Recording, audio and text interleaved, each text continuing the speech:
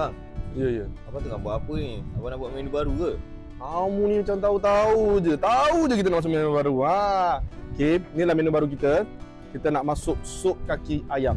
Okey, sup kaki ayam ni bukan semata-mata kaki ayam saja. Dengan tulang-tulang ayam kita bagi sekali.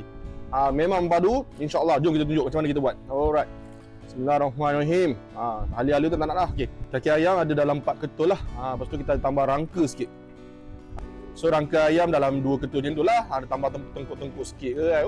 Padu guys. So macam ni kita buat. Lepas tu sini kita hias sikit. Bukan sup kosong semata-mata macam ni. Bukan sup kosong semata-mata macam ni. Nampak? Okey, so kita hias sikit dengan garlic goreng. Bawang putih goreng je. Bukan biasa-biasa. Letak sikit minyak dia, minyak garlic goreng. Okey. Lepas tu kita letak daun bawang hias dia. Baik dah. Okey.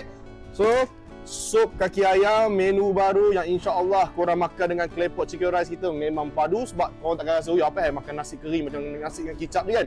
So ada sup kaki ayam. So harga dia berapa?